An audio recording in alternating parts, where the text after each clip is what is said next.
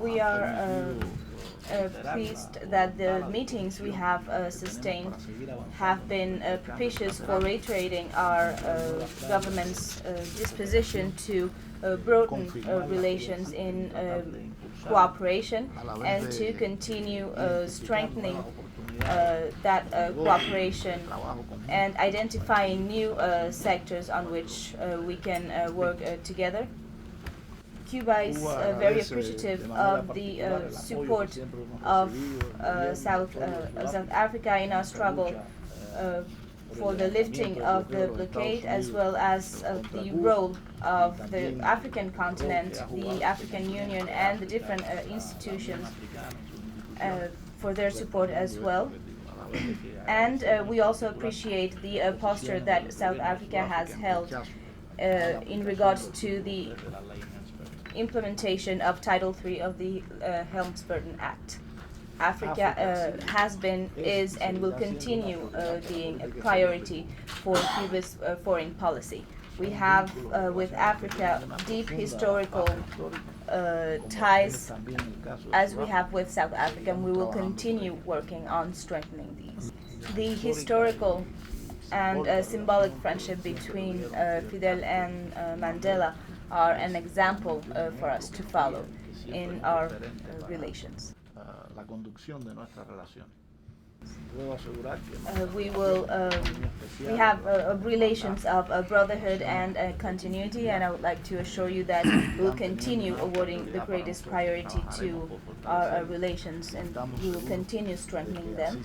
We return to Havana very optimistic of the results of this meeting. And most importantly, I wanted to express our gratefulness for preparing this meeting.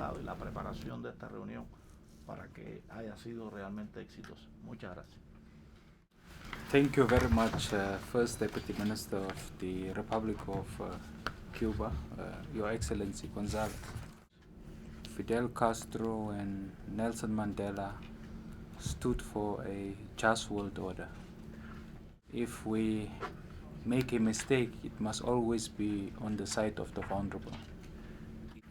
It is for this reason that our economic collaboration today has taken center stage. And we have committed the South African government to solidify and deepen partnership with the people of Cuba on economic, trade and investment issues. We think that our profound relations within the health collaboration should be an interlocutor for economic growth. In as far as medical research is concerned, the opportunities that medical technology and the maintenance thereof accords us, and to build towards the knowledge economy within the medical fraternity.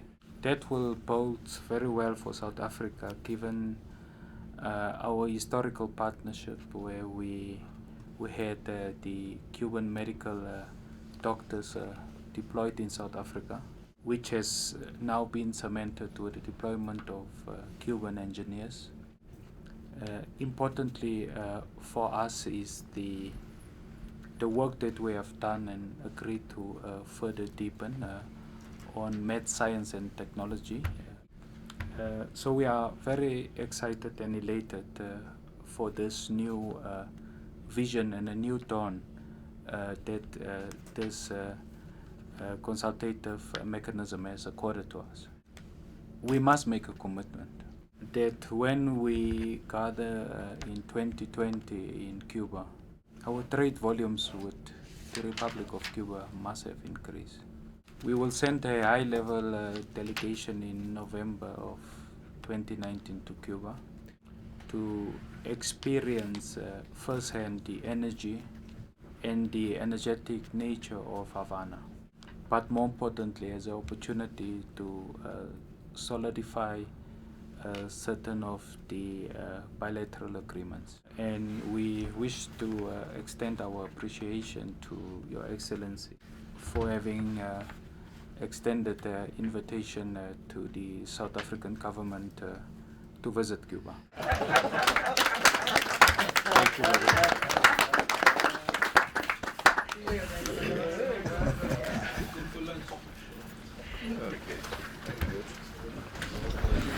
Ambassador Bona, next to you.